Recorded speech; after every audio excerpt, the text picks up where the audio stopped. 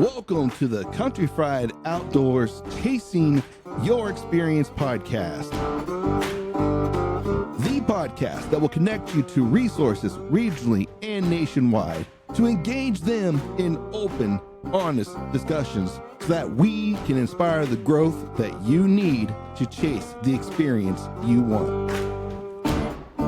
So strap yourself in because here we go.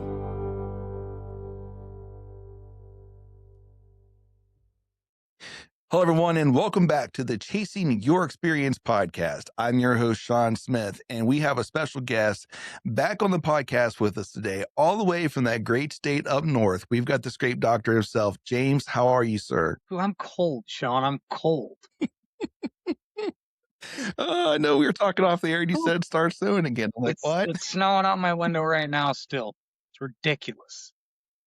Oh, gross. Yeah, that's something like that. Yeah. Oh, I got mad when I started seeing the 40s again. I'm like, oh, because we had nice weather, like 70, 80 degree days. And then all of a sudden now it's 40 again. I'm talking to guys down there that mowed their grass. I can't even see my grass yet. It's still covered in snow. I've been holding off mowing my grass because it's kind of like when you're drinking, you don't want to go pee that first time because as soon as you break the seal, you're gonna be doing it all the time. Once you do it, you do it. Yep. You get stuck doing it. That, and we got morel mushrooms popping up too. So this is the first year I kind of haven't been really on it, like Johnny on the spot on it with the mowing.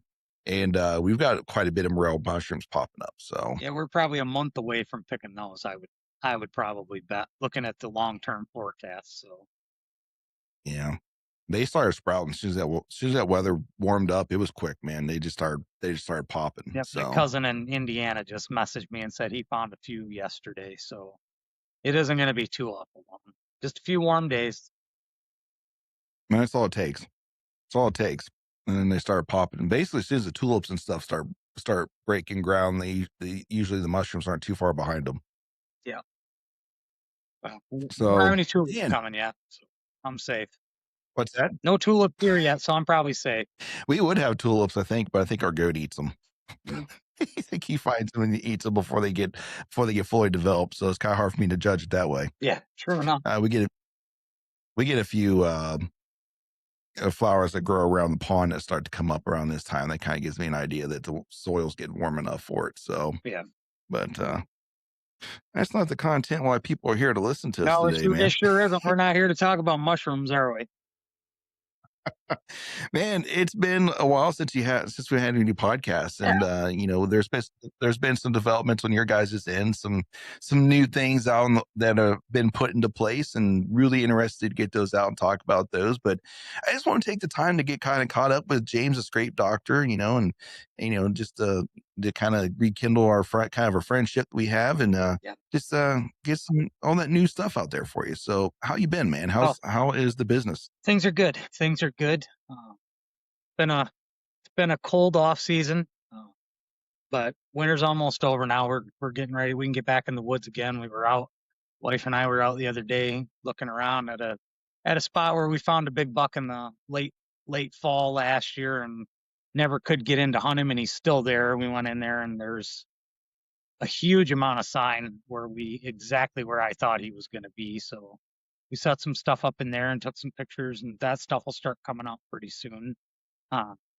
Trail cameras will go in here in another couple of weeks probably. It's really, really wet right now because of the salt and snowpack melting off. So there's a lot of water and mud. So we're gonna hold off and let a little bit of that drain out and go back in and hang some cameras in some other locations off the scrapes. So. But other than that, we just been waiting for the snow to go. Went to Shipshewana, Indiana again this year and did that show with the Amish, and another just knockout show. Love dealing with the Amish, love working with them. Working on another retail location there in Indiana, a new store that's opened up. I'll have more details on that here pretty soon in another couple of weeks probably. So, yeah. We talked a little bit last fall about a couple new things that were going to happen. Our beads that came out, we did those. Here they are right here. They come in this handy little jar. Just take that cap Mm-hmm. off. What we're doing is we're just taking the cap off, and it's kind of a domed lid. So you just pour that lid full of beads, dump them right in there, and then that's how many you're dumping in the scrape, is that lid full. Mm-hmm. So yeah, we're calling these just beads. Chaos in a bottle. Everywhere we put these causes chaos. The does fight, the bucks fight, they all fight. So um, Everybody's fighting. everybody's fighting everywhere we go. So the beads are out. They've sold very well. Sold out of the first So, batch real quick. well, that's good. But I'm kind of curious. So, where did the idea of those come from? How did you come Well, up with, I or mean, where did you this? use How did you it grow? use our estrus RX, right? So Mhm. you take these beads, and they're gel beads, right? They absorb liquid, they absorb scent. So you put them in it's basically an offshoot of the estrus RX in bead form, but it's a little more bucky than Okay. that. We've added some other stuff to it to make it a little buckier. Uh, Okay. so you put these in there. Well, in the fall, what happens every morning? You get up and you're walking to your stand. What's on the ground? Ground's wet every morning. Every morning, it's Hmm. usually. Um, very few You hope. mornings it's not. Um, Yeah. well, you pour these beads in there, and what happens is they're little bitty things right in there. They're full of liquid now, but they're still pretty small, uh, Hmm. in relative terms. So you dump those in the scrape. Well, then every night they suck up more liquid and they get bigger. And then as they dry out, they shrink down and they force that liquid and that scent back into the scrape. Then they get dewed on again and they swell back up again. Then they shrink and they force liquid out. So it's a in and out thing all the time. So they hold more scent for longer and they stay in the Yeah. bead longer.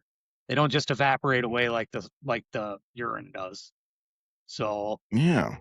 and then as the deer stand on them and break them up, all that gel just kind of dissipates into the dirt and just absorbs Yeah. into the dirt that way. It's kind of a brilliant idea, actually. So I mean, That's, there are a lot of companies out there that use beads that have them. I think just about every deer scent company out there has a bead of some kind or 40. You know, there's yeah. all different flavors and kinds and peas and not peas and just all kinds of stuff. So figured why not? We jumped into that. You know, we had some people ask if we had them and we didn't, and then we didn't, and then we did, and now I just figured, well, we'll do it. So and they've done well. They work great. Had a lot of success with them. So it's it's been a good thing. And then we started pairing them with the new rope that we have, our Juster Rope XL. It's 4 feet The Big Daddy. of rigid rope. So you got You should call that one. You should have called that one the Home Wrecker. the home wrapper. I don't hate it. I don't hate it at all. Um, the home wrecker. I like it kind of actually. I'll take I'm that under kidding, man. advisement. Oh, 4 foot, man, it's a big one. Yeah, But honestly, I've been in trees. I probably could use that. To yeah. be quite And honest with it's you. sometimes it's just if you're going to use a poison ivy, you can use that. You know what I mean? If you don't want that poison ivy thing with the big rigid, built like a real grapevine kind of thing, if you want a rope instead, I mean but you Hmm. want that length. That's that's the ticket. Truthfully, Hmm. they just I So, what was the genesis of that one then? What was the? Did you have people coming to you saying they needed something a little longer? Was it yeah. something you were noticing? When? It was at the shows. We would have the stuff there, and the poison ivy was kind of what they were looking at for length, but it was just not quite. They wanted a rope. People wanted that long rope. Everybody has 4 feet of rope. You got to cut 4 feet of rope. That's what you read Hmm. over and over and over. Well, the just rope squared that we offer is truthfully the perfect length. It's the exact perfect length for interaction, for Hmm. everything. So that's a different conversation all by itself. But this Right. foot rope is what people were conditioned to hearing about and wanting. So here again, we're just going to fill that niche. People ask, we'll give it to them. It's just another few inches of rope. You know what I mean? So Yeah. everything else is identical to the squared. It's stiff, it's rigid, got a vine sticking Hmm. out of the end down in the fray. So only it's 4 feet long. That's all.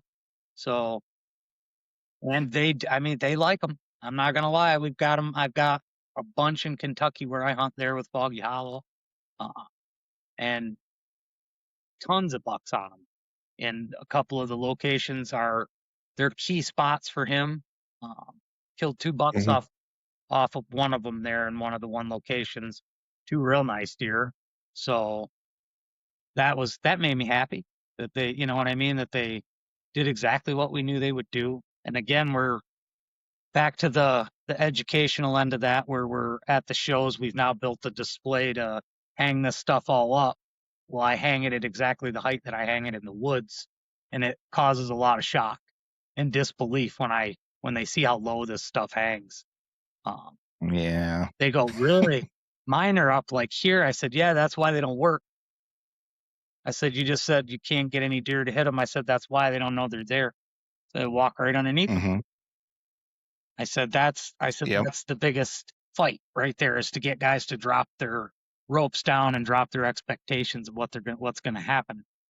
So, but yeah, and then let's see with Yeah. that. And we've taken some time in the off season to do some streamlining and some not necessarily rebranding, but just simplifying and um making things a little cleaner and nicer. Um, New bottle labels are coming.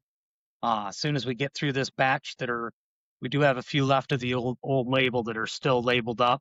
Um, Hmm. I don't know exactly how many bottles of that are left. It isn't a whole lot, because that scrape magic doesn't sit around long. So we it moves along pretty good.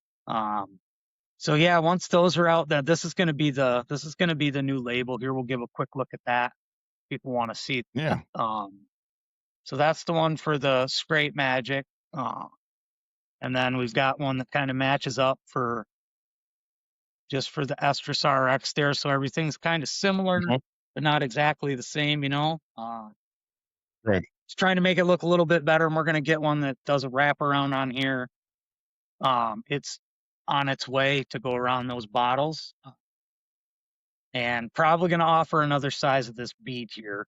So this is a 2-ounce jar, and we're going to jump a 4-ounce in there too for guys that Okay. really use a lot of stuff. So yeah, that's kind of, I think that's about it as far as that goes. The poison ivy, I changed that a little bit, where we've added a whole foot to it. So now overall it's roughly 5 feet long, Woo. and it's very substantial now. It was already pretty beefy and pretty good. But now Mhm. I'll get one down there to you guys. And you can get it out and I think you'll be super surprised when you get it in your hands, because you're going to be like, wow, because everybody that picks one up is like, holy cow, this thing is for real. I'm like, well, that's why we built it that way. Yeah. Yeah, that one. I do run a couple of the poison ivies already, Yep. and um, they the deer seem to like them because they like the extra pushback. How stiff they are. Because I think a couple of the versions that I got were, I think you had some leftover things here and there that you kind of just built the poison ivy off of. As ones I ended up with, Yeah. and the deer seem to really like that, like the extra push that they get on that, the extra rigidity of it. Yep. Because that's something you and I have talked about before. Like, you just don't want to go out with it. I mean, I'm sure people do. Like, don't get me wrong. Like, I'm gonna sit here and like, well, somebody will be like, oh, I would do that and it works just fine. Like, I get that, but we've talked about this before, where like you don't want to just go out and put a rope out, like any rope, because it's kind of like using a grapevine, like, because the grapevines don't have a lot of like pushback on them. Yep. And then the deer, they're curious of them, but they really like that pushback. And you and I have talked a lot about that. So that rigidity that has, and I'm interested to see what that new one did, the XL, the rigidity behind it, and running with it and see how it works out. Yeah, I'm already thinking of a couple places I could use it. I had to adjust the rope square. Now that I'm on to either find a way to weigh the branch down so it hangs down a little bit longer, lower, or I'm on to get a longer one to put where it's at because the tree's just grown enough to where it's just getting Too high. it to the point now where it's too high. Yeah. It's on the cusp of being too high, and I'm much rather address it now than later. Yeah. See, and that's where we talked about, everybody does it. I do get a lot of people ask why so many different lengths. Well, that's exactly why right there. If you've got a hot location and you've got a rope there, that tree's still alive. It's going to continue to grow and those branches will get higher and higher and higher. Well, there are other ways to do that we can talk about too, that you can fix that without adding a longer thing. But if you're going to Hmm. add one, you're going to add one. And if you're not, you're not. You know what I mean?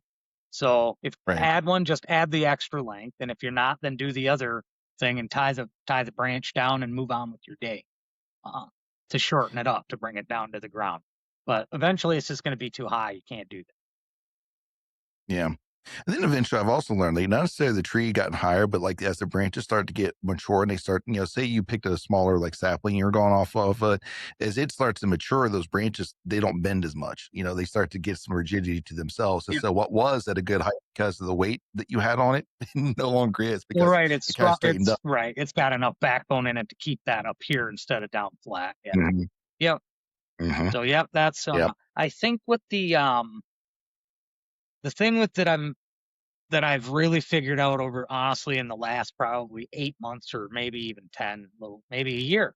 Um, the poison ivy, when you hang that in a really good spot, that one almost always invariably turns into a communal location. And I mean a hot spot, not just a daily visit thing. I'm talking about just absolutely gets pounded.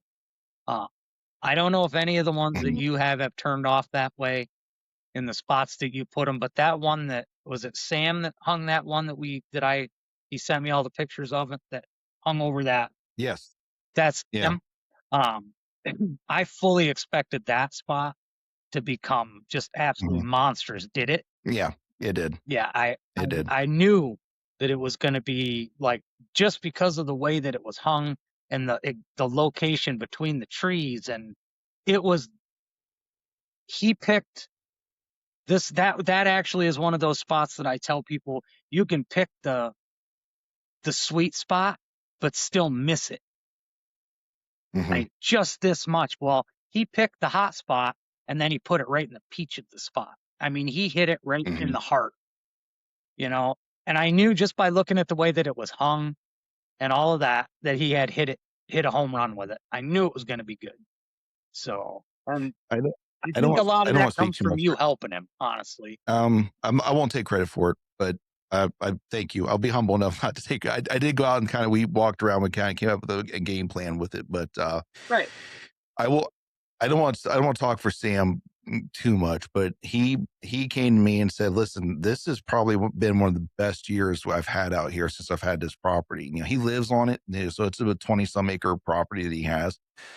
He's like, there's been, I don't think I've had this many opportunities between myself and my wife of bucks. And he's like, one of the big things that we changed this year was adding, getting into the mock scrapes. He's done a couple other things too. Don't get me wrong. Like it's not just, Right, right. you know, Well, it's like, never just but that. It can't be. right. But the mock scrapes, he's like, I've not had this amount of like activity or also just holding bucks like we've had, like hanging out here. And he's like, the mock scrapes were definitely part of that. He's like, it had to be because just the way that they kept communicating, because it's the only thing I really wasn't doing a lot of. And then now I added that to it, and then it just like took it up a notch. So Yeah. he was very pleased with the results. I can tell you that. Well, that's good news. So We should do one of these and get him on here and do all three of us. I would like to. I don't know if he'll do it or not. He's kind of he's a little shy, Maybe. so he might he might or he might not. I that poor guy. I've turned him into a tinkerer now, so he's always tinkering with something. I usually get a nasty grant for him. Like, dang it, Sean, as he's moving on to the next That's project. great stuff. That's great stuff. Well, So I'm he's glad. I'm super glad that he had a great year, and just I'm glad that it turned out that way for him. And it's not that I didn't know that it was going to happen that way, but he he's followed the plan the way that the plan is supposed to be laid out and followed. So just like any other land manager, land consultant, whoever they are, whatever they do, if you follow their plan, things work out the way they're supposed to work out. There's a reason that people tell you to follow their plan and trust their system. You have to trust the system and believe that it's going to work and not go, oh, you can't go in halfway with it. Honestly, you can't. You have to go in believing it's going to work and it's going to do what I say it does, or you might as well not do it. Because yeah, I mean, this is kind of like reinvigorated some of the like my will to go out and do some of these things because I didn't mind going out scouting, I didn't mind doing these things, but going out and setting the mock scrapes and checking those, like it's a whole nother level of the game that just it's added a new um and it's I guess I'll say motivation to kind of go out and start doing a lot of this stuff. So yeah, um it's definitely been fun to do. Like it's been fun and spreading the word as much as I can. I think I've got Tony Bennett. I think I got him. I think I got him turned on to it. Him and I were discussing, um, because we've talked about, him and I's talked about communication, water, food, all in the same spot, and him and I were talked about that, and I was like, I got an idea for you. Like, there's stuff that exists out here, but I got an idea for you. If you really want to get serious with this, in the middle of one of your small plots, take like a 4x4 post, go get a 4x4 post or a fence post long enough, right? Set that thing in the ground and then go get like a 1-inch drill bit or whatever, drill through it and then add some PVC piping to it and then attach, whether you want to go with the ropes or you want to go grab like maybe some foliage, like some oak branches or whatever, and then set that on there. And I said, you got to get it down to waist height, get it down there. So it's about the waist height or that. You're going to be surprised. He's like, well, you think it would work in the middle like that? And I said, I've actually had really good luck. Like you think some things would be on the edge of the field line that they would really hit more. I've had stuff out in the middle, like that walnut tree was just out. There was a natural scrape probably 20, 30 yards from it. And I told you about this walnut tree off the air, yeah, but this walnut tree was not even, it was like 30 yards from where they naturally were scraping. They quit going to that natural scrape. Every now and again a doe would hang up there or something, but they were hitting that walnut tree scrape that I made more than they did the natural one that they did. And it was kind of out in the middle. I'm like, you'd be surprised that, it's if it's something that piques their curiosity, they're going to go check it it's a out. visual attraction, and then they get there and then they smell it and they're like, oh well, I'm going to rub on it now. Well, then another deer's coming into the plot and they're focused on that now because that other deer, yeah, it's just creates that revolving door just like one on the edge. um Hmm. How if you take that one step further, you've got your walnut tree out in the middle of your food plot. They abandoned the other scrape to start using that one now. So you go from that scrape, go over that scrape and spray the scrape magic from that you're using here and there. And now you got them fighting Hmm. between both scrapes. So they're going to hit this one when they come out and walk over to that one. And the one with the whole thing with the center of the food plot is it gives focus on that, which is not on a blind or a stand above them. So they're lasered on Hmm. and they're walking straight to that usually without hesitation because they've been there 1,000 times. So Hmm. there's no hesitation. They come out into the food plot. There's probably already another deer there. The guard's already down. And they march right to that rope or whatever and yeah, Hmm. it's Tony's been using our stuff for quite a long time. So, and he's got a couple of really good locations. He's got one rope of poison ivy actually hanging on the entrance to one of his food plots that gets a lot of attention. So, I'd actually like to go to that spot in person. And there's something I want to do something to it specifically that I don't Hmm. can't convey it to him through conversation. I need to just go do it. I'm sure he'll let you do it. I'm sure that he probably would. I'm sure if you talk to him, I need to go down and get some yeah, I'm seeds sure. anyway, so I'm sure that he would not have an issue with it. Yeah.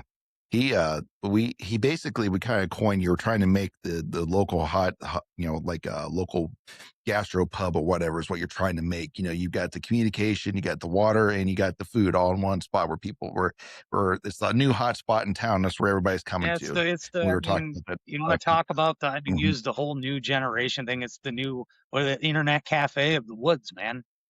You've mhm, got food, water, the ropes, you've got everything there. Now the rut comes. So now you got girls running around. So yeah, mhm. everything they're looking for in one little spot.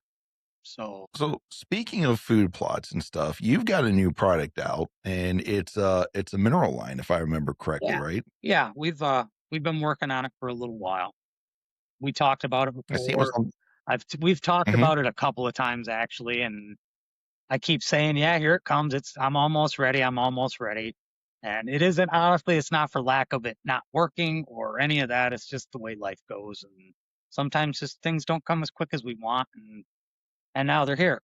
Now it's here. It's there. It's out. Called it the doctor's blend. Focus more on animal health truly than focusing on antlers, just antlers. We want mhm, we want the deer to be healthy from fawns on up. If you've got a lactating doe that's healthy and you've given her minerals to build strong bones and give her all the things that she needs for that, she's going to pass that on to the fawn as she's lactating. Um, mhm. and then of course that fawn's going to go to that mineral site and eat that mineral from the very beginning. The does go there, well, the fawns go with them everywhere she goes. So they're in Right. there now eating that stuff. So they're conditioned to it and getting it right away. uh, the bucks, it does everything for them as well. Good bone density, good bone growth, head and body. So yeah, it's way less salt than a lot of stuff, because Mhm. it's, like I said, it's focused more towards health than less on just straight attraction. Yeah. Um, and we are thinking Well, that about would help adding too.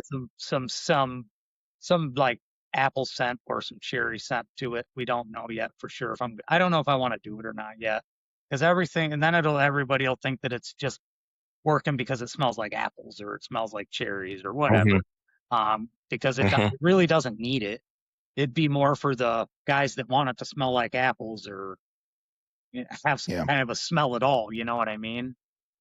So yeah. So yeah, So that what's it coming? it's like I said, we just dropped it the other day. Uh, and Which I'm it's interested in. We're probably gonna be making an order for that here pretty soon. So what does it come in? Is it like a tub? Is it a bag? What is right it? now I've got them in bags. Um, Mhm. I'm on the fence with that. I'd really like to go to buckets. The small buckets similar to what Lucky Buck uses. I mean, most all the Yeah. mineral companies now are using those plastic pails. Um, Mhm. And as far as an advertising thing, it's the way you should go, honestly, because we're guys. They're cool little buckets. They're great for everything, not just minerals. I mean, look at all the mock scrape Yeah. tools you can throw in that little 2-gallon bucket and carry into the woods with Actually, you. So right? what's going on is my bucket with my logos rolling around in the back of some guy's truck for 150 years because he won't throw it away because he's a guy, and we don't throw away 'Cause buckets. it's my bucket. I might need that. I could use it to sit on. I Well, can use it they're to, too yeah. little to sit on, but they're perfect to put like a few bluegills here and a few morels there and whatever you need in it. It's a bucket. Yeah. But anyway, yeah. Yeah. So right now I've got it in bags, and then How I'm probably going to switch it to the pails. I'm working on the shipping part of it because it's now the post office has raised the price of shipping again. So it's outlandish. We've started to ship a lot of things now UPS. It's just cheaper, you know. yeah. So and the same town that we ship our all of our stuff out of now has one of the stores has become a drop off for UPS. So we just walk in, Mhm. drop it off, and walk out. We don't have to do they do Oh, everything after that. We don't have to scan anything or do anything. It's already got all the labels on it because we've printed all that. yeah. So That helps. it does help. And it shortens the shipping times. The post office has been horrible as of late. Huge delays, Mhm. long delays. in stuff. I mean, I'm talking, you send it on Monday, they don't get it till the following Wednesday. And it says 3 to 4 days. I mean, come on now. You know, Right. I just sent some stuff from here to Flint, Michigan. I can drive there in 3 hours.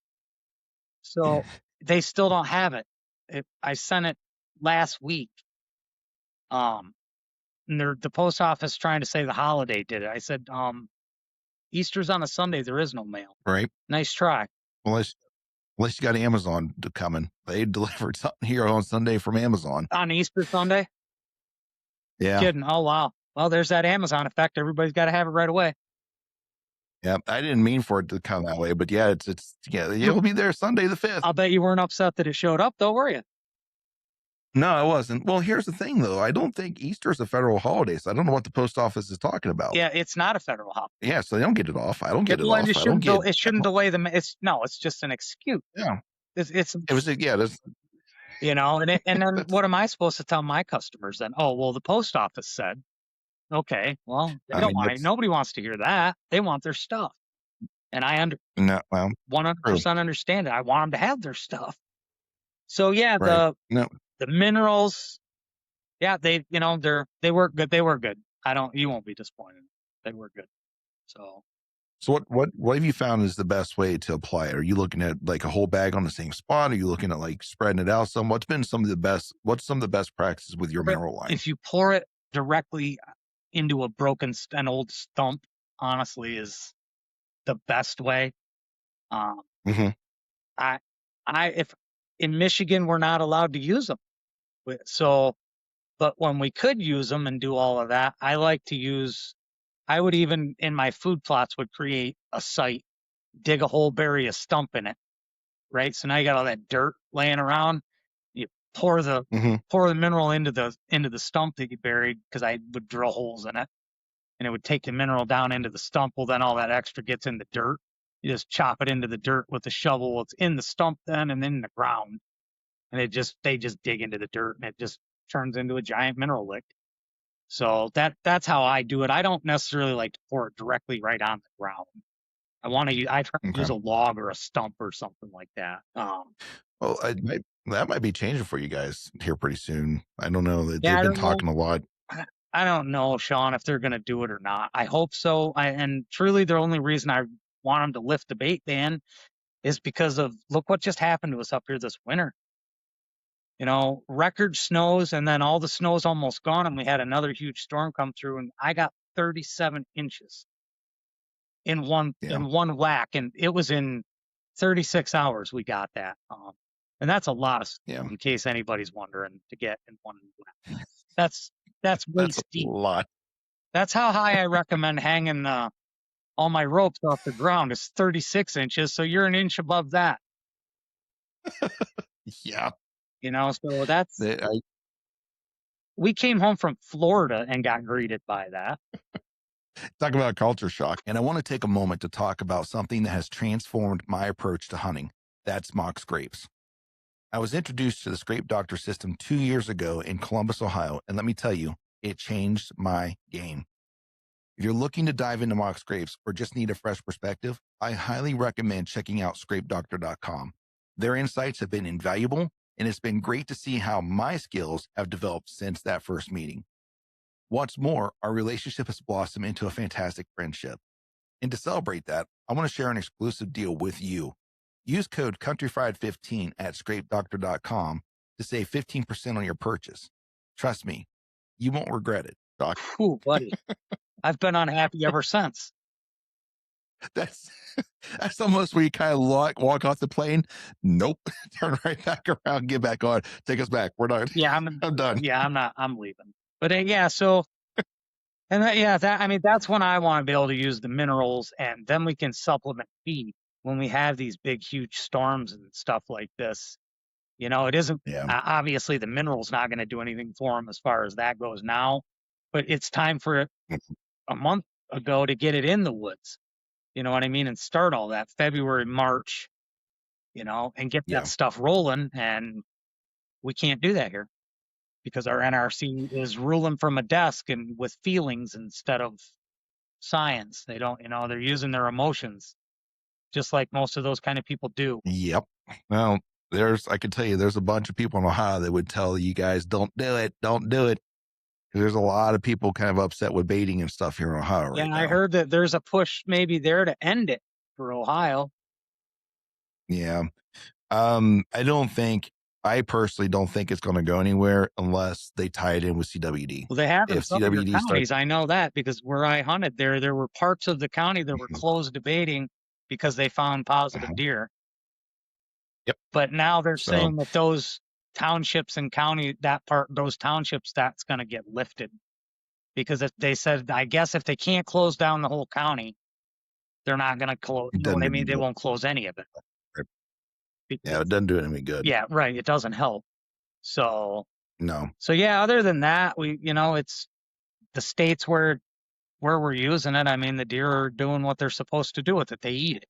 So, Right. and it's working. It seems to be working just like we want it to.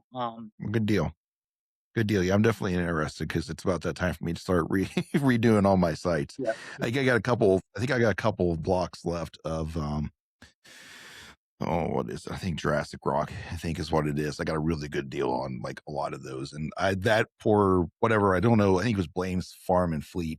They had to lose their ass in shipping because I think I got like I did something where I got free shipping and these rocks, I bought like 8 rocks. So that's like almost 100 pounds worth of freaking Mineral rocks. rocks rocks that got shipped to my house from FedEx. I'm like, they had to lose their ass on shipping. It just had to have happened, Yeah. unless they got a really good account with FedEx. Yep. And And I don't know. I don't know how that works. and So as far as shipping I think honestly shipping the pails, those buckets. I mean, the mhm. lids are sealed. Everything they stay together good. You print a shipping label and you stick it on the bucket and you mail it just like that. It doesn't get any packaging or anything. It's in the package. Mm-mm. Correct. Well, you stick the shipping label on the side of the bucket and send it on its way. Here pretty soon you're gonna have guys ask you to give you because to ship it in discreet packaging so the wives don't know what they're ordering. Yeah. Well, I'll have to charge extra then for the discreet packaging. Depends on what they consider discreet. I mean, I could send them a small little bucket of minerals in a 30-gallon drum and it could just show up at their house, get delivered to their porch. Like, what is that? I'm not sure. I'm not sure. Does it even belong here? Just fill it with minerals. Just get 30-gallon drums filled with minerals with our logo on it and call it a day, right? And just ship it out. Just buy the freight. There you go. Just do it. Do it that way. Yep.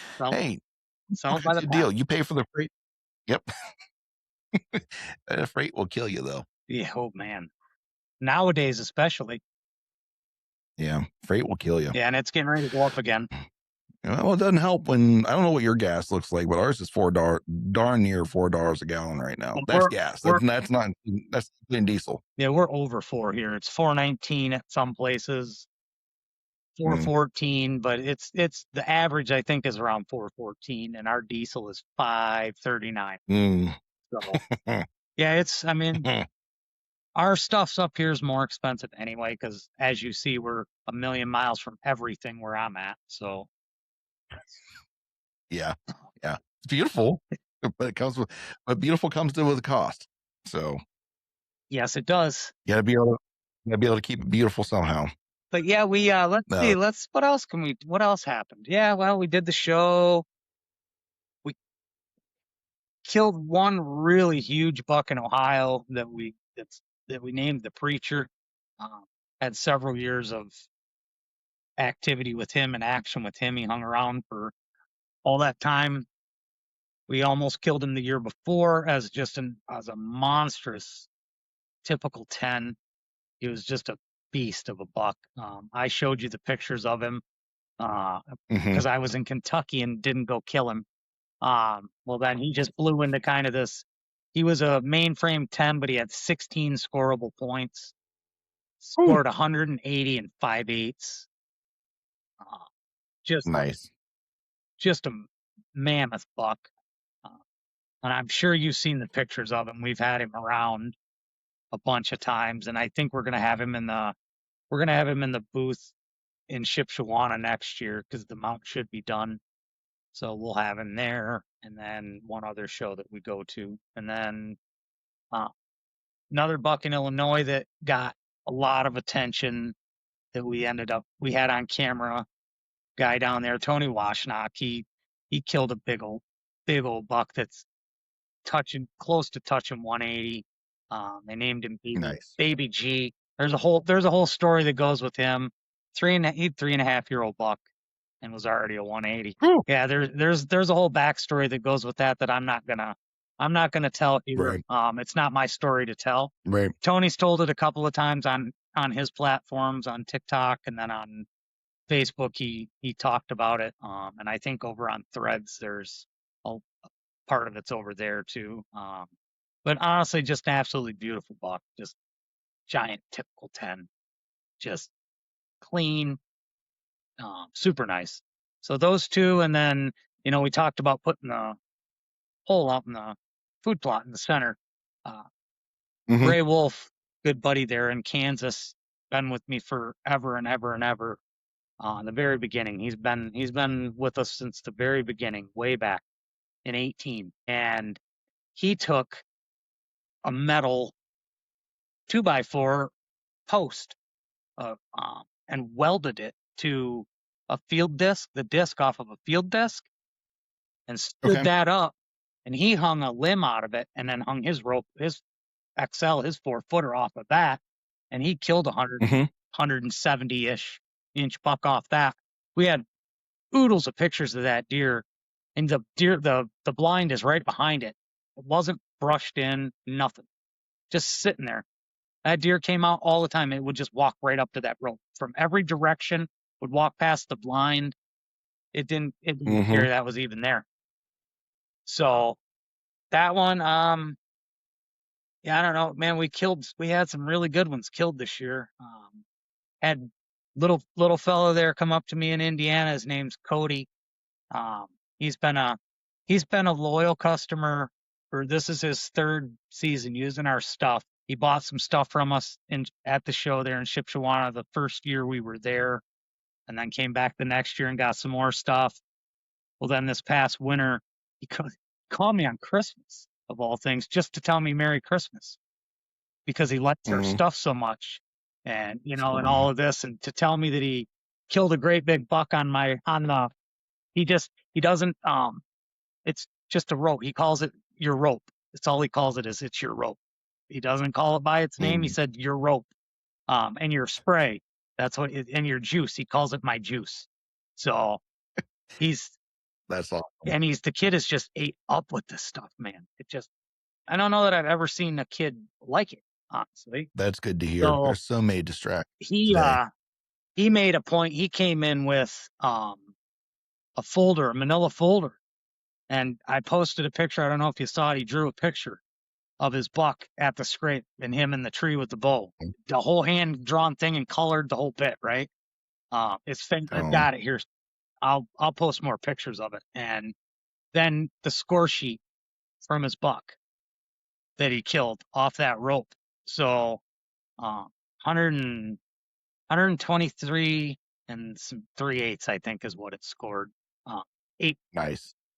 So super nice buck. I mean, Oh, yeah. almost Yes. 130-inch 8 points, pretty decent, right? Yeah, it For a is. 9-year-old? For a 9-year-old?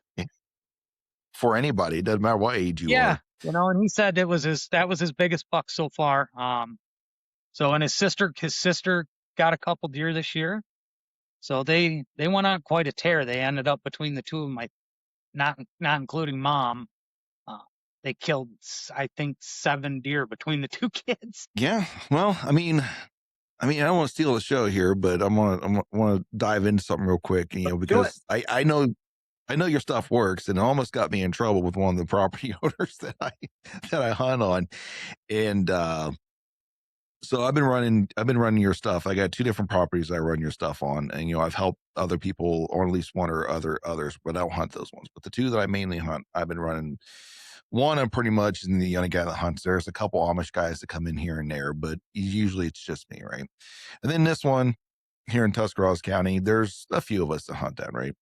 And so I've been running. That's the one I've mainly focused, like a lot of focus on, is that one in Tuscarawas County, which is the one I shot my buck off this year. Was out there, Yeah. and so I've been running them. Like there's, I don't know exactly how I want to explain this or how deep in the weeds I want to get with this, but let's just say that we have some food plots, which technically they're just clover plots that a farmer is growing himself. Because he cuts them into hay and feeds them to his cattle and stuff. But it's clover, right? Yeah. Huge clover plots, right? And so he hunts mostly around them.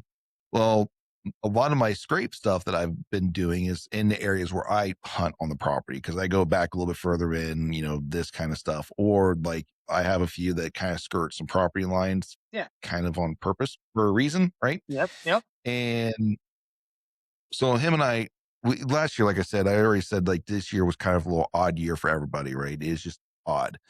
And he called me one day and I could tell by the tone in his voice. I was really worried from the tone in his voice, the conversation we were about to have. I mean, I wasn't worried about not being a hunter. That wasn't Right. it. Right. But Right. he wanted to talk. He wanted to talk to me about the scrapes I'm doing. I said, okay.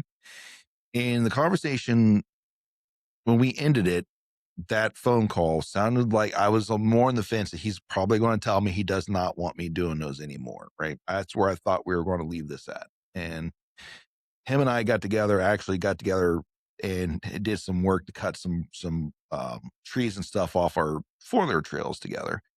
And so we got back in a conversation again. I kind of said, kind of brought it up and was talking to him about it. He goes, oh yeah, those like could you put some around where like I'm hunting at? Like, can you do that for me? I'm like, yeah. That was totally not the way I thought that conversation was going to go.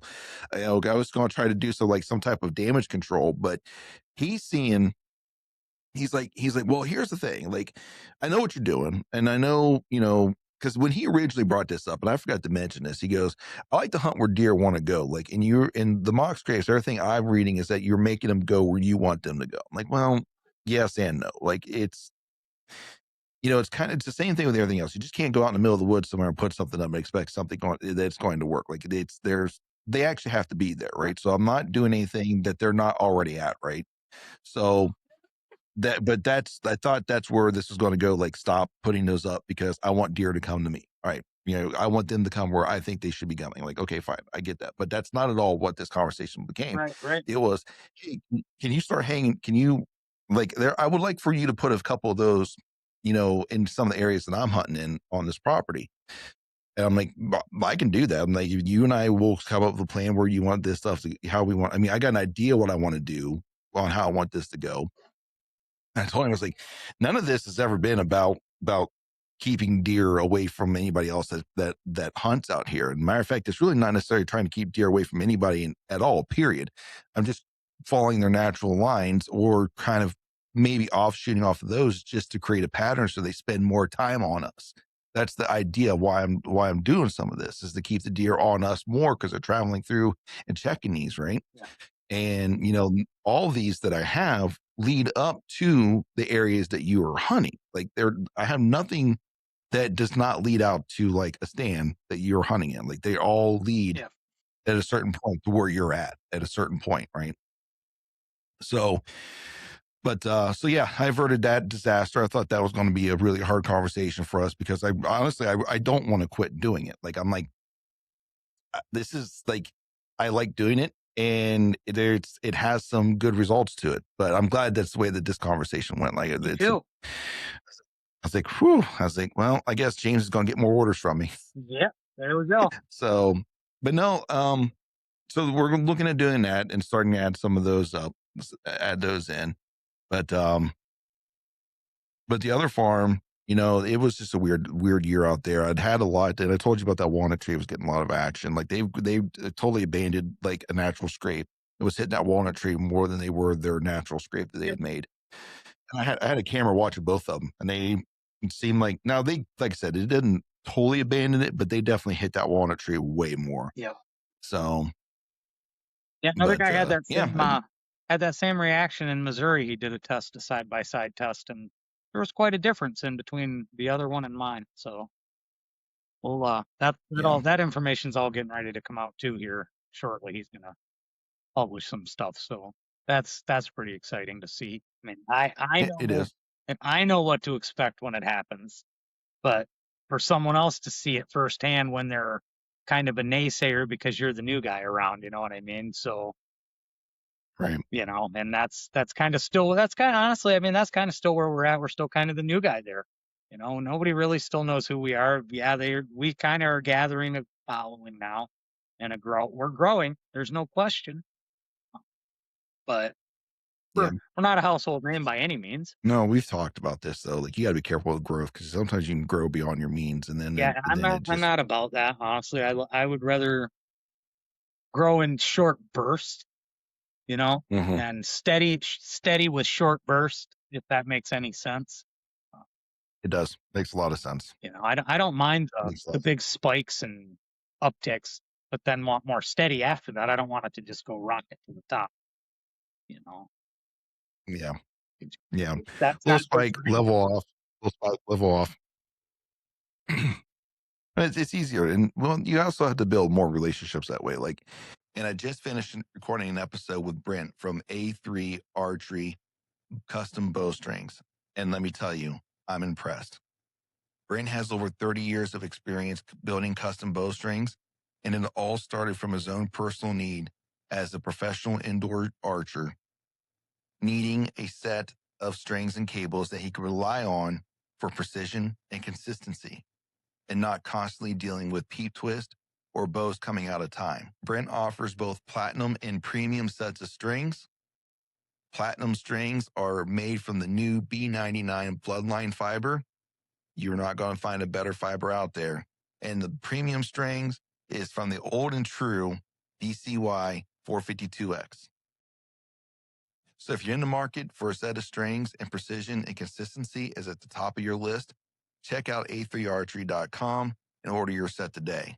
And as a special treat, use the code COUNTRYFRIED. It'll save you 15% on your next set. Like, it's I always look at it like, because TikTok always wants you to do like, hey, give us X amount of money and we'll make sure you get 20,000 views. I'm like, well, that doesn't really do anything for me. Like I might get an initial spike of views for something, Yeah, and then I might get one or two people that like follow me because of that, but then they come and watch the rest of the content and they're like, I'm not really into that. So then they leave. Like you don't really do you don't do anything you for don't me. retain any Like, following out of it. yeah, you don't retain anything from that. Like, I'm like, all right, great. And I'm not going to spend thousands of dollars, hoping that eventually build something. Like it will grow on its own or it won't. Right. And So that's kind of where I'm at with the TikTok thing. I haven't done anything over there in quite a long time now. Been kind of watching what I'm doing. I mean, I watched the Facebook thing. I mean, all these pages were getting smacked for so long, getting the recommendations taken away and demonetized and all of this stuff. So I just mhm, kind of laid low and laid under the radar for a while we were doing all these other things that we've talked about, the streamlining and the new labels and all this other stuff that we've redesigned and all of that. Um, yeah, Made minimal posts on Facebook, and then when we would make one, yep, sure enough, whack, here it comes. I made a Happy New Year's post, and I got hit with that. I got unrecommended for that, of all things. yeah, So then I didn't make another post again until we got ready to do the show in Shipshawana, and as soon as I put the post on, they hit me again. And then I started to hmm, post from the show, and we haven't had an issue since then. Cross my fingers, knock on wood. Um, and I've started to kind of post again now a little bit just to see where yeah. we're at. And it looks like we're okay right now, but I It comes in way. haven't posted any dead deer either. So Yeah, I've gotten away from that. I don't do a whole lot of that. well, I don't ever do it on TikTok, but Facebook I have always right along. Yeah, yeah. I don't know. It's. I think it's stupid, and I've complained about TikTok about that for a long time. Like it's I get there's a difference between abuse and legal hunting Well, actions, yeah, I right? mean, a dead And animal that's dead at the end of a hunt is a whole lot different than a dog that's been beaten to death by a bad owner. yeah, beat to death, starved, or forced to fight, or something like Right. that, Or or any of that kind of or, garbage. Yeah. or just neglect. Right. Or So, huge difference between animal abuse and neglect and that. But right. So But yeah, like I said, oh well, just haven't been on there much. I'm gonna pick they've back up, gotten better. but it seems They've gotten a little bit better. it seems to keep growing without me even being there. So, oh, Yeah. Dude, I got really hot there for a while. I was posting like daily. I had stuff scheduled for like I went to did a bow shoot, and you probably seen some of the posts on Facebook or whatever if you follow me on there. Where I did a target a day, or well, there were 2 targets a day basically when they came released. So it's like a 15-day stretch of like 2 targets on this 3D course, and that really jumped my numbers up pretty quick. So did it? yeah, Yep, yep. but anyways, but no, well, we're not. I'm not the only one on this podcast right now that has had some success. I don't. I don't expect you to go a whole lot into the story, but you seen a little bit of success this past season, didn't you? Yeah, in Ohio, I did okay in Ohio. We went down. I got to go down.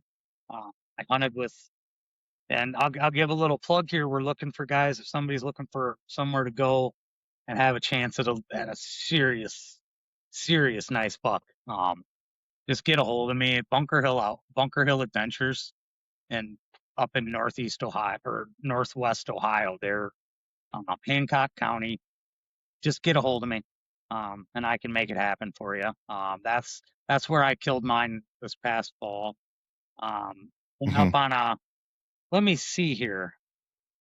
I went up on a Thursday afternoon, climbed in the box, sat for about an hour and a half. It got dark, saw a few deer, nothing. Just didn't shoot anything.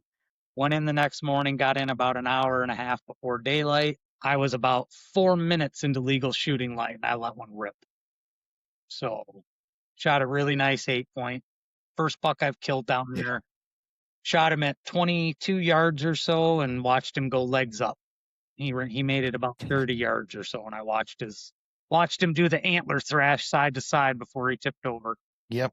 Nothing better. Yep. And then and then as you get the things that make all of these, we look at these deer and you go, yeah, you never forget a hunt, right?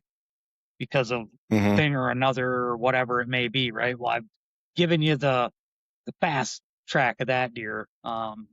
Watched him in the food. He was in the back food plot when I first saw him as it got to be daylight with another buck. I don't know if they had just been in a fight or what the deal was, but the other buck left kind of in a hurry. Not necessarily bolted and ran, but he didn't want to hang around very long. I knew Hmm. that. And then I'd already had another little buck, like a little 4 point or something, come across the food plot, and he was in the plot. And the buck I shot noticed him from the back corner and decided to come and see him. Well, that little buck decided to Hmm. turn and walk towards him, and I thought, well, this is going to be fun because you're about to get killed right in front of me. This is going to be great. You're Well, about to get stomped. you're about to become a mud hole. Well, the buck that I shot stopped and rubbed on a rope that we had hanging in the opening, and then proceeded to come walking out in. And I had the crossbow in the window of the blind, and I thought, in my mind immediately went, "There's no way that deer's going to walk over here." And I thought out loud, I said, "If he walks over here, I'm shooting him." I said it out loud. I went, "Oh," and I said, "There's no way he's going." I'm thinking, "No way he's coming across this food plot." I'm not even kidding you. Just on a string, he walked straight across, right to me, and then turned broadside, walked and stopped, and just stood there like he was supposed to. I shot him. He ran. I watched him fall down, and then that little buck ran all the way out there where he had fallen down and paced back and forth, waiting for him to get up. And I thought, well, and then he ran off. I've got him a lot of video of him afterwards, and all the other deer kind of went out where he had fallen down, looked around, and then just split. Um, Hmm. and I shot the deer, and I send some text messages to the guys, to tell them that I'd shot one. I'm going to need some help.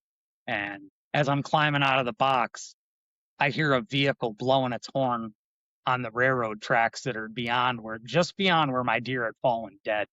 Well, it was somebody that was purposely doing that to me, because they knew I was there and they were mad because I was there. Well, I'd already beat him to Mm. the punch because the deer was already dead. So that that's part of it. That's one of those memories that will stay there forever for that hunt. That will always, as soon as I think about that deer, that pops into my head. Some jackass blowing their horn at me, trying to scare deer away. I don't, I don't understand that mentality. I do not 100% understand that at all. And well, before I get too far in this rant, congratulations on your deer. I seen pictures of it. He was a great deer. I'm happy for you. That was awesome. Um, I just don't get that mentality of people. Like, I get the anti-hunters. Like, I don't get them. I don't understand them, but I understand why they do it, because that's just anti-hunting, right? But the other people who hunt and then do that to other hunters, I'm like, why would you do that? Like, I get it if you're in a spot, okay, you're in a spot on public land, and then I come up within 20 yards of you and climb a tree next to you. Yeah, you kind of have a little bit of a say to say, hey, buddy. Like, but that's me being a chuck wagon. I get that, right? But if I'm hunting a spot on, whether it's private property or not, I'm hunting a spot, I'm there already, and then you come in and just blow the thing out because you're mad because I'm there, or because you're trying to kill this particular deer, and you're afraid I'm going to shoot it because it's your deer. And I got I got quite a few comments on on YouTube about a video that I posted for a short, when I was talking almost similar like this.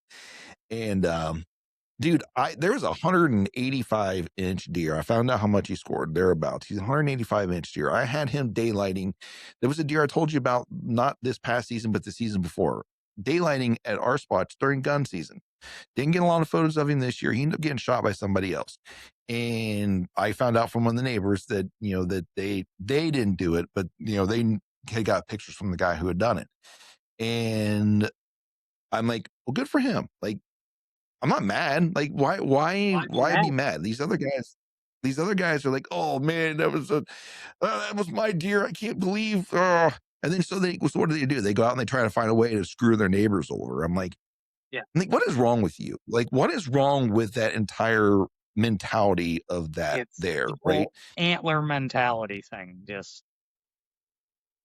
Well, don't get me wrong. I would love to have been the one to harvest that deer. Like, I'm not. Yeah, who wouldn't? I didn't really have. I didn't have an opportunity at him. I mean, statistically, he was showing up during the daylight, so I had a statistical chance at that deer, Right. but he never showed me when I was there. Like, it just never worked out for us, right? Yeah. And I wasn't the only one hunting him. And I got bad news for everybody who hunts Ohio. Everybody knows that big deer is there. Everybody, because it's all 20, 30 acre properties, that deer's not staying on a 20, 30 acre property. No. We have 180 where we're at. He didn't stay on that 180 acre property. No. He's 2 to 3 mile area that they're traveling. You're not the only one that knows that deer is there. No. That's the same thing that got CJ Alexander busted. You're not the only one that knows about that deer. There's a lot of other people know about that deer, and they know exactly what that deer is doing. And it's not hard to go back and track all this information for No. people if you No. shoot something like No. It's not. that. It's not, and I don't know, maybe I have a different mindset to some of these individuals. Like, it's not my deer. Like, even if it was my property, it's not my deer. Like, I'm just doing something to help the deer in this area, and hopefully they stay a little bit and increase my chances at it. Anyways, Again, I'm done on I'm done. I'm done on my rant, I think. But that just irritates me. well, Not for the other thing with that, the horn blowing thing, is we knew who it was. I mean, we knew exactly who it was. So, which makes it even funnier to us. I mean, it was the greatest thing ever for us, because we'd already done, the deal was done. I'd sealed the yeah. deal already. I win. Mhm. That was my whole mindset was, I win. Yeah. You I'd be it I'd be sucks to sending that guy a suck, picture. man. I mean, it's too bad. You got to tell people that sometimes. It just sucks to suck. I hate to say this, but I probably would have like a no contact order filed against me, because I'd send him pictures every day. Oh, yeah, they were everywhere. I'd be personally sending him pictures, and somebody would probably eventually have to come talk to me just because of that. Mm, And I try not to be that type of person or that petty, but like, if you're going to be that petty, I will reciprocate yeah, that I to could be you. petty. Like, Trust me, I can. I think we've talked about this I'm a, before. mhm. I try not to fall down to that, but at the same time, like, you know what? you're going to get pictures every day. I'm going to make sure I have different angles of that deer, and I'm going to send them to you. Yep. Yep. Very true. Very true. So yeah, so we got, let's see, that happened. I got that deer, went to Kentucky, didn't get a buck down there. Had a pretty rough year. I saw one buck that I was going to shoot. This Mm, last morning I was there, and I saw him the first time. When I first saw him, he was with another buck chasing a doe at 400, almost 500 yards. And then they disappeared. And what I are you thought, doing with well, that crap, though? there's that. That's done. He's gone. And then I looked out the front of the blind and I saw his antlers. And I thought, uh-oh. And then he turned and started walking towards me, and I ranged him, and he was close to 300. He got all the way to just about 200, walking straight at me. He wouldn't stop. He was walking with his head down, but not all the way down. It was just kind of his neck out, Mhm. like he was in the thermal or something, air scent checking. And he got to about 200 yards, and he just stopped dead with his neck stretched out like that. And I was waiting for him to Mhm. pick his head up and turn and stop with his head up because he was going to take it to the neck. Well, he just wheeled on a dime, kept his head down and went right away, just walked straight away from me and never picked his head back up. Just walked just like that all the way away and over the hill and got away. I was going to shoot him, but I just wasn't comfortable enough to take that frontal shot at that range. Yeah. Wasn't, to be 100% honest, it wouldn't have been a good shot my rifle's not at that range, not that gun. It's not that gun at Mm. all. Well, that was the lesson my kid had to learn this year. We got within about 200 yards, give or take, of look. It was the 200 between 200 and 250 yards, and we're lever action. We're straight wall cartridge. We're not allowed high powered stuff here in Ohio, and we just could not get a good range on the deer. And he's like, I can do this. I can do this. I'm like, we don't have a good range on that deer. We're not throwing around because it's better to not shoot than to shoot and wound it or shoot and something worse happen. So just like, I know you can make the shot if we know the distance. We don't know the exact distance. Yeah. And 50 yards with a lever, with a, with a 360 buck hammer, a 200 grain projectile, there's a difference. Huge You difference run, there. you Yeah. want, you want to know your yardage so you know what your holdover is. Yeah. I know he can do it. I mean, he was hitting steel, I think a 12 by 12 steel plate at 300 yards with it. So I know he can do it. Yeah. It's just you got to know what your yardage is. Yeah. Well, That wasn't. I know the rifle I shoot a 7mm 08, so it's not that it won't do it. It's just not. Mhm. It's on that size of a deer, on that big of an animal, driving it through all that in the front to get into the vitals. I mean, you're asking for trouble, truthfully. There's a lot Yeah. there that can happen. You Yeah. catch that brisket wrong or something and send that bullet out through the shoulder the wrong way Yeah. and not get in far enough to Yeah. kill. I mean, better to just wait. I mean, had the deer picked his head up Yeah. and given me the whole neck to shoot at, we'd be talking about the second deer I killed. I mean, just totally different stories. It would be a whole different story, but it's not. And, so like I said, it's Michigan last year was kind of a flop for us. It was just, I was in Kentucky for basically the first week of our rifle season. And then I got back. We hunted a day, honestly, in the rain. And then Thanksgiving came, and the day after Thanksgiving, it started to snow, and it didn't stop. And it just snowed again. That's when it stopped, is when it stopped the other day. That's not a joke. We have to go and look at the numbers again now with this last storm we had. We're probably right close to 200 inches for the season. Oh. Yeah. I got some people I know or know of that's coming to Michigan to shoot tack. I think it's in like June. I'm like, well, the snow might be melted by then. Is it is it at Crystal Mountain? I think so. Yeah. You'll be good there. But Okay. if you look up Calumet, Michigan, they're at like 360 inches of snow right now for the season. And they're still supposed to get some more here tonight and tomorrow. If I get 3.6 inches of snow, right. Right. That's right. I get irritated. For us, we got a good bit. We got about a foot or so out of one of the big storms that came through. Yeah, you that's guys good for did us. get some storms where you got some snow and some bad. You got some bad weather this winter. There's no doubt. Yeah, we actually had like a winter. Nothing, not Michigan level, Well, not northern, not not northern Michigan level, but we definitely got some snow. yeah, Um, and that kind of helped in the late season too. Kind of helped, how late season hunting goes. And I love late season hunting if you can withstand the cold. And the older I get, the less I want to deal with the cold. But man, I still like going because it's not automatic, but it's the next best time to pattern any yeah. type It's of well, once any they go type of back deer. on that winter food pattern and back to being regular Mhm. deer again, it's Yeah, it's almost like having them back in that early summer pattern. yeah. No. I mean, they're a little skittish, but they're still coming to food early. Yeah, they're still they So lose that skittishness pretty quick though once they start piling in. So, yeah, but yeah, I don't know.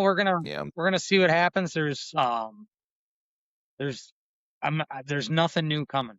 There's no more new stuff. Um, No more new stuff no, there, because we're no, done for right now. I mean, it's Well, gotta come a time when it's just enough is enough, right? I mean, well, you're gonna have to rename one of your products. We came up with the name of it while we were here. yeah, And then I was throwing an idea around like, what you could do is you can come up with, how you have certain trees where you put a rope in and it's just that it doesn't weigh it down enough. You should come up with weights that you can put on your ropes to weigh it down. we could do kind of like shoving weights in a walleye, right? Yeah. Same thing, shoving the Jeez. ropes. Jeez. Gosh darn it, Sean. Now you got me thinking. Nah, no, he's not. The mineral, I think, is that's the last. He's like, I'm done. He's like, I'm done. Yeah, I Stop. mean, it's there's only so much you can do, right? I mean, Right. we've talked about this 100 times. We didn't not reinventing the wheel here. Not doing any of that. I'm just giving it better spokes. Well, well, listeners, if you're listening to this and you want James to come up with a weight system for your ropes to weigh it down, make sure you find him on his socials Yeah, come on over and we'll talk about some weighting systems. and message him and let him know how much you would like, that's actually a good idea. Yeah, if I get one single message for that, I'm gonna give him your phone number. Well, I like the fact that this one's gonna drop a little quicker than usual, huh? A little quicker turnover. Yeah. Yeah, well, I don't have a backlog right now. Yeah, I might cut this out, but no, I'm not going to cut it out. I'm going to say it. I spent all day at a scoring event with the podcast setup. Not a single person wanted to talk. Not a single person, which really. whatever, fine, right? I was banking on at least pulling 2 to 3 episodes off of that adventure. Not a single person wanted to say a thing. I thought I had somebody lined up, but I think he was involved in something. Uh-huh. He wanted to get and he wanted to get out pretty quick. So He didn't. He um, didn't I want don't to think talk about I don't that. think he did. I don't think he did anything illegal. I think what he did was he had that deer scored before by the same group of people. He didn't like the score, so he brought it in. It brought it in again, Oh, okay. and to have it done again, which they don't like doing that because it's all the Buckeye Big Buck Club. They do not like doing that. Like if there's like, say like if somebody's close, like to like making it into the club, they'll look at it again, just to see if there's something that they missed or if somebody else can get something, whatever, right? Nothing nefarious, but if it's close, Yeah, like yeah. I had one that was 1/8 of an inch off from getting into the books for them. So they're like, yeah, we'll take a look at it. And guess what? They took a second look, and now I've got a book, and now I got a buck in the Buckeye Big Buck Club now. What's the number you got to hit to get in that? 140, Yeah, 140 typical and 160 yeah, non-typical will get you in. So it takes a pretty decent buck to get yeah. in Oh, there. speaking of that, the buck that the preacher, that deer is 5th all time in Hancock County. Nice, So I mean that's yeah, it's 5th, but to nice. me that's a big deal, because It I is. get to That's look at really, that and go, hey, we did that, we did that, yeah. You So were part of that. I don't know. It's everybody seems to think that that's the most important thing. So hey, we did that. Yeah. So big Well, antlers are what matters to most people. And honestly, to me at this point, we've talked about this 1,000 times. It's about the average guys. I want to help everyone. I don't want to help. I mhm. need to help the guys that don't need the help. I don't want to help them. I want to help Right. regular guys get regular deer and make regular memories, and because the Right. regular memories are the big memories. Those are the ones that matter. Yeah. I mean, they are. And here's the, I don't know. I hear and I listen to a lot of things, and I don't think people realize how rare like a 150-inch deer is. Like they're not around every corner, right? I mean, they may seem like it because you get on everyone's social media posts and stuff, and you see these large deer, but they're not as common. Like a lot of these drone studies that are starting to be done, privately done, are starting to uncover like the actual true amount of what 150-inch deer are out there, right? And back to people lowering their expectations. Yeah, would I like to eventually get one? Okay, yeah, sure, great.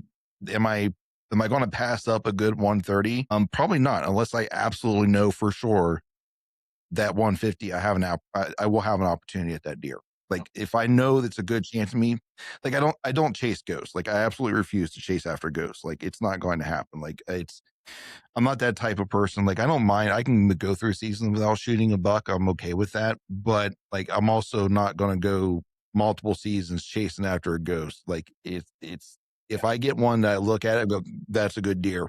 I'm going to shoot it. Right. It's just what it comes down to. Well, speaking of But no. chasing the ghost, we actually thought that buck, the preacher, was dead. We thought he had been hit by a car because Aaron found a buck dead on the side of the road right Ooh. where he shot him, a really big one with Mhm. a broken antler, and the other one was sawed off. They cut the other one off with a sawzall. Mm. So Oh he, yeah. just by looking at the bases of it and the size of the deer, he was under the impression that that was his deer that he had been chasing. Well, he kind of, I mean, that was a huge gut punch. He had Yeah. gave up. You know what I mean? So that's it. I'm not going back in anymore. I'm done. And about 5 days later, he sent me a picture. He was back at the rope. It wasn't him. It was one of and we're still not sure which buck it was. Um, but Hmm. it was one of the ones that we'd had on camera because it was crossing a road right near where some of the stuff is set up. So yeah, we'll see what happens with all of that. We've got the two farms at Bunker Hill that are the main ones. I think the farm that 180 came off of is going to get a break for the whole year. The whole property is going to get a break. Uh, Mm. going to hunt it at all. There are five, 4 or 5 bucks on there that are big already.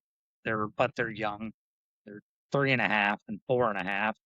Trying to push them now on that place to 5.5. That's his Mhm. deal. That's Mhm. not the farm or the property that I hunt. So Right. I'm just following along with what he says he's doing there. I mean, and Yeah. that's his place, and he's doing what he wants. So, in the farm where I hunt, the other farm is we have probably a half a dozen deer there that are going to range from high 130s to upper 150s, and there are a couple that are in the upper tier above that. We're not sure where they're going to land, but they'll be in that upper end of um, in the street. You know what I mean? They're one of those once in a lifetime bucks for the bulk of people. In the Mhm. 70s probably. I don't without making huge swings at guesses, probably in the 170s. Those two, but they're 5.5 years old this year, so they should really give us some more now. Uh, Yeah. I won't lie. I shot the first decent buck that I saw when I was there because it was honestly the biggest buck I'd seen from a stand in quite a long time. And it was my first Ohio deer. Did I know there were substantially bigger deer there? Yep, sure did, because 3 of them got killed right after I killed mine, Mhm. later in the season. It is what it is. I know what the goal is this year, and Yeah. if I eat a tag, I eat a tag. I'm okay with it. So, but it won't happen Hey, what multiple. counts? Like you, it won't happen multiple years, because I won't No. let it. But um, at this point, and they're not gonna. All these states that are raising the prices for non-residents, I'm one of those guys. You're not gonna price me out. You just, well, I won't Right. do it. I won't back down. I'll just keep buying your tag and killing your deer. Mhm. So, Kentucky's is more than Ohio's now.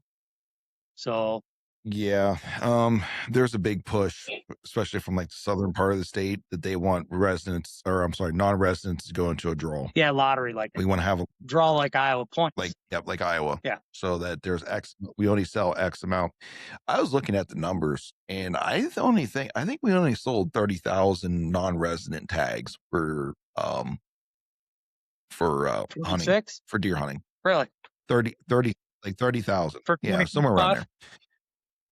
What's that? That Yeah, doesn't for that 25. and what was the success rate on those 30,000? How many guys killed? I don't know what the exact success rate is. I don't think it's going to live up to the state average, because I think we had about a 60% success rate. Like if you looked at the number of tags sold and the number of deer that were Yeah. harvested, it was like 60%. Now, I don't know if non-residents are going to have that same luxury, because, they might be hunting public. They might be, or they have limited time, so they're not Well, here as often. they're So with the they're with I an don't know what, outfitter or whatever. I mean, there's a million reasons why guys come from out of state that don't kill. right. So I really don't know what their success rate is. I didn't math that out, but it was only about, I think it was about 10% of our license sales was non-resident. Right. And So that doesn't seem way out of line to me as a non-resident. You know what I mean? It doesn't seem. I no, mean, I know what they're getting. no, It's the fact that you got. I won't lie. You got guys like me coming down there, and that deer that I shot is those big buck guys are screaming because I shot it. Or you know what I mean? He's 3.5 years yeah, old, but and he's a basic 8 point though. He was never really going to be anything. He wasn't a mega in the making by any means. no, but even then, like it just, I don't know. How do I say this? I'm like, they just need to get off. They need to get off their pedestals and realize that they are a minority of people who are actually like in it for that level, right? I'm sorry, like that's not what most people are doing. No, Like it's not. I mean, no, most people are hunting bucks, but they're not really hunting that caliber, that level of buck. Like that's your personal choice. yep. You decided to do this, and then if you're trying to force the state or force other individuals to help you in your endeavor, you're wrong. Yeah. I'm Well, and sorry, you're wrong. that's exactly what's getting ready to happen. That's what's going on in Michigan right now with this 1 buck thing. Um, you Hmm. got this huge push to switch us back to a 1 buck state.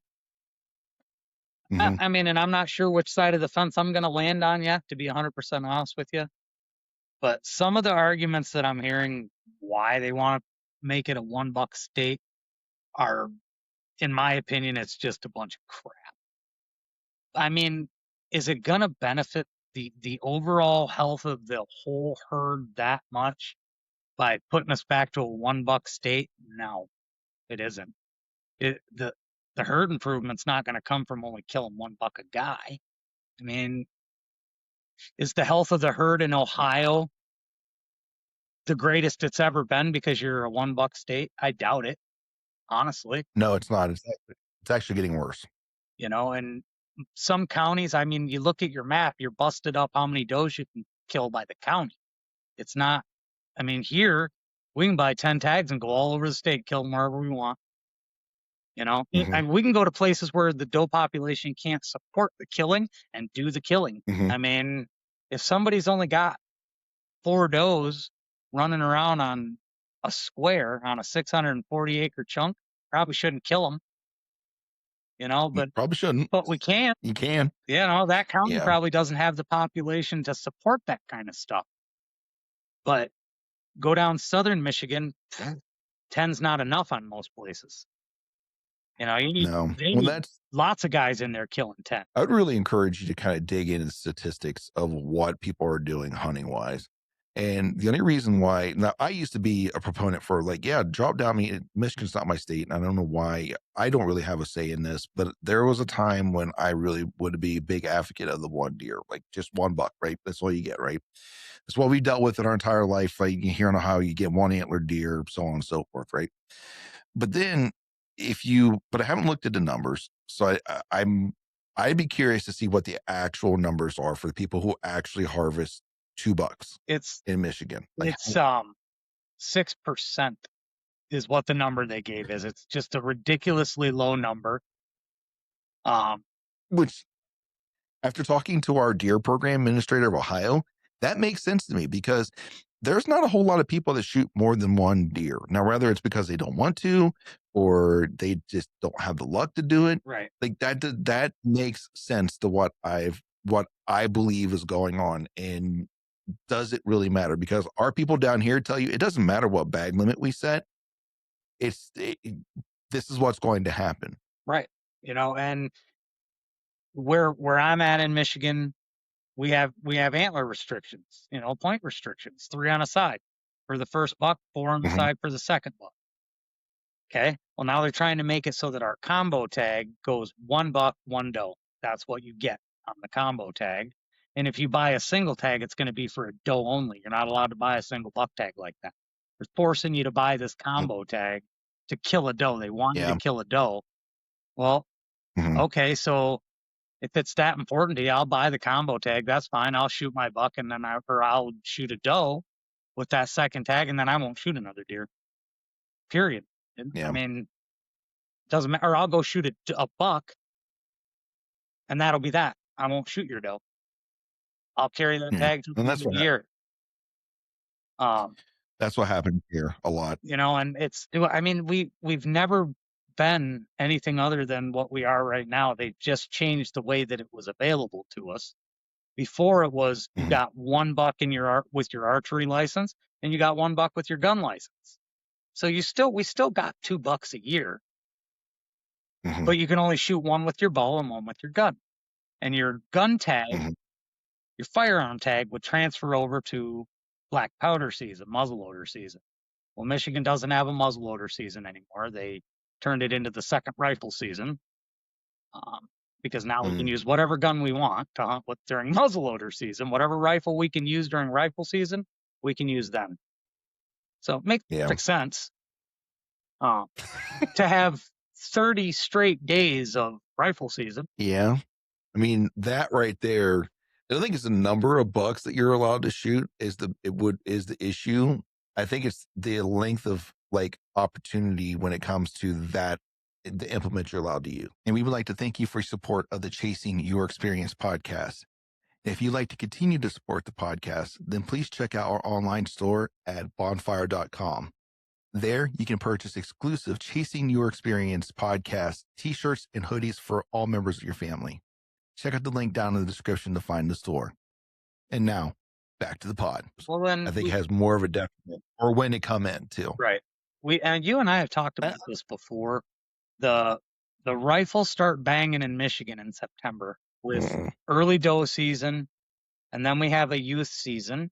Which, look, I'm all for the Mhm. youth. Really, I am. I'm glad we have it, but they're hunting the bucks start to get hunted then with the youth season. Mhm. That's when the rifles start cracking at the bucks.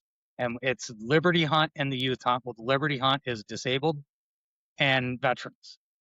Okay. Well, Mhm. antler point restrictions for the youth go out the window. They don't have to follow antler point restrictions. So if a spot Mhm. comes out, bang, it can get killed if they want.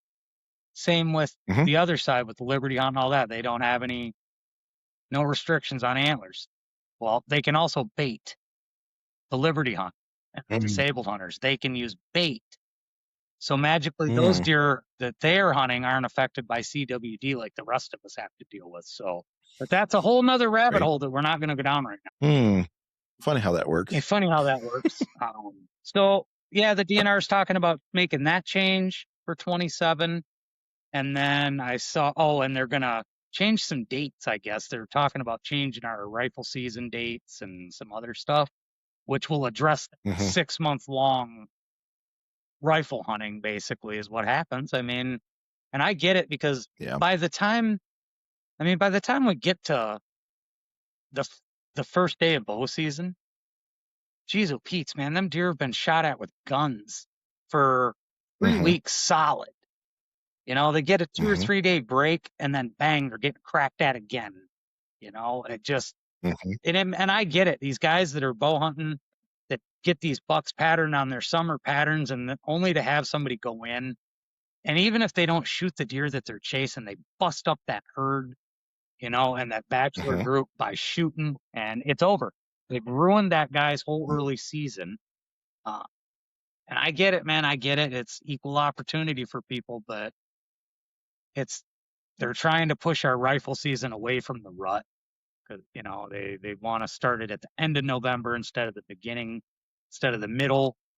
Um, Hmm. but they start fooling around like that. I mean, and it could potentially be catastrophic for the hunting in Michigan because we get feet and feet of snow by the end of November sometimes. I mean, might not be able to get in the woods Yeah. for real, and Right. nobody will hunt. If they can't get around in the woods, nobody's going to hunt. Well, our numbers are already falling. So, and for a guy like me Number. that does what I do, dwindling hunter numbers are bad for business. You know, Yeah. if there's nobody here to hunt, there's nobody here to make scrapes, right? There's nobody going to make them for no reason. Right. So, you know, Just just go buy a crossbow and an archery, I guess. Oh, I'm not anti crossbow. That's usually what ends up happening. Like here in Ohio, this is this is insane. 30% of our deer. So the top two implements here in Ohio, the deer that were used to harvest deer was straight wall cartridge and crossbow. yeah, This is the first year in several years now that the straight wall cartridge has beat out crossbow. Like crossbow usually was the number one. Like they were always close. Like they were always, like a percent difference from each other. And it's high 30s, like 36, 37%. Like it's high, right? yeah, Yeah. I think how many deer? I think if I remember correctly, don't hold me to this exact number, but longbows and shotguns killed the same percentage of deer in Ohio, yeah. I don't. and it Uh, wasn't and it wasn't even close to either one of those other two implements. Wasn't even yeah, close. We're talking like tens of percents difference. Like it wasn't even close. yeah, yeah, yep. So Well, that's also going to be, I think, on the agenda. Is they're trying to make it so the crossbows can't be in with the regular bow. See, I don't know, whatever. Do whatever. I mean, that argument to me is getting old. You know what I mean? The argument between the yes, crossbow guys and the compound guys. I just get over it. Just get over it. right. They're not leaving. Their crossbows are going nowhere. They're here to No, they're stay. not. Just move on. Find something else to be mad about. Firearm because apparently no one else is doing it. So Right. I mean, let's find something else to be mad about. Just look around. It won't take you long to find something else to be upset about because somebody's doing it and you're not. no, well, yeah, or just the $4 of a gallon gas. That's enough to make you mad. I mean, hey, it is what it is. I mean, I'm still going to buy gas because my car still runs on it. So, Well, I'm still going to bow hunt, right. regardless of you know. No, I really am not anti crossbow. I'm I not, say that, I'm not anti any of it. It's right, the argument has been going on now for too long, and right, the elite get madder and the regular guys thumb their nose at them even more. You know, right. you got these That's what happened. big personalities talking down on the guys that use a crossbow, and blah blah blah. The names all got something to say about it. But it's okay Well, for their grandkids to use them and their wives to use them. yeah, But it's not but not okay you. for their, oh, you're an able-bodied man. You're blah blah blah blah. Whatever. How do you know? How do you know that guy's an What? able-bodied man? Right. Maybe he doesn't Yeah. have any. Maybe he doesn't have any legs, and he can't shoot a regular bow because it's too long. How about that? Right. Right. And there's a million Or, reasons. Just saying. or just stay in your lane. How about do something to actually help promote hunting other Right? than How about other that? Let's than grow hunting instead of divide it and kill it. because it's not necessarily just the elites talking down on them. It's the elites taking measures to isolate themselves and taking up a swath of land and pushing people out that normally would have been had access to hunt somewhere. That get anyways. Anyways. So anyways. Anyways. Well, James, man, I think we covered a lot. I think we're at the end of the road. I think we are, man. We covered a good bit. We've had some good laughs and got caught up. It's always good catching up with you, and it's really an honor I get to call you a friend for real. I appreciate it. Um, It's always good to talk to you. I like coming on here. We didn't do a whole lot of in-depth scrape stuff tonight, but we've covered that and covered that and covered that. It's just kind of been good to sit here and BS a little bit, and everybody Yeah. can still come and check us out. I mean, again, we're on all the socials. Everybody knows where to find us: Facebook, TikTok, all those happy places. Scrapedoctor.com. Come and get some stuff, get some scrape magic, get this ball rolling, get a rope. It's time, spring. Get it out, get it out, Get get it some out. beans. Well, it's spring everywhere but here. Uh, Still winter. we're getting ready to do something pretty exciting here. Gonna give a little bit of a hint about what's going on. It's going to involve our 3-packs of Scrape Magic. Everybody that buys one, we're going to put them into a drawing for something really cool. Ooh. Yeah, it's going to be good. For every 3-pack we sell, we're going to drop that person's name into a drawing. I don't have all the details worked out yet, but it's going to be good. So I'll Well, good. I'll leave it at that with that part of it. And I think for now, Sean, Well, good. we'll just do the regular thing that we always do, and I'll tell everybody that just remember, memories are forever and they're free. So get out there and make some. Well, I don't think I could say it any better, James. And like I said, it's truly an honor to call you a friend, and I'm glad we had the opportunity to sit down and get caught up with each other. We've talked on the phone a couple times, but it's just something about the face to face. I'd rather be sitting across the table from you, but this is the best we can do from Ohio and Michigan. So. But man, it's been a pleasure. It's like I said, it's always great catching up with you. Everyone, make sure you go check out James at the Scrape Doctor, all of his social media accounts, and also make sure you let him know that you want some weights for your for your scrape ropes to weigh them down so you get the right height out of them. I'm kidding, guys, or am I? Anyways, James is like, I'm never doing this again. James, I certainly hope that code Country Fried 15 works for everything on the site so they can partake in that. So I'm assuming that's still good. Absolutely. Everything. Yep. Everything's still set. Everything's included in that code. So let's have it. So don't forget, we're going to do that. Don't forget, keep an eye out for that 3-pack of Magics giveaway thing. So that'll also, code will work on that as well. Get on there, order yourself some of your mock scrape needs, get some of that new mineral. It's getting to be that time of year for most of us here in the southern part of the country, or at least below Michigan, apparently, to be going out there and getting that mineral site set up. And it's pretty soon you should probably go out and work on your mock scrapes too. Ladies and gentlemen, don't forget to check us out on all of our social media accounts. That's Country Fried Outdoors on Instagram, Country Fried Outdoors on TikTok, Country Fried Outdoor Productions on YouTube. And also make sure you give us a like and review if you're listening to the show where you found it at, whether it's Apple, Spotify, YouTube, iHeartRadio, or Amazon Music, I think is where another one that shows up on. The video will appear on Spotify and YouTube. Audio versions is on all the platforms. And it helps us out tremendously. If you do give us a review, give us a like, and share it with your friends. That helps us out tremendously. And with all that being said, until our experiences cross paths again, may you have the courage to fail, but yet the humility to learn. And as always, we hope you stay safe out there, and God bless you.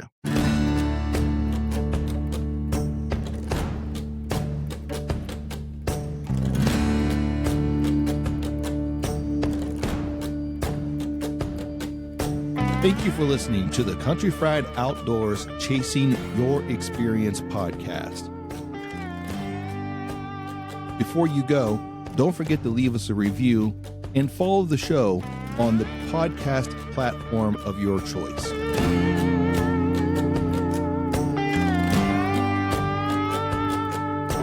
Are you hungry for more Country Fried Outdoors?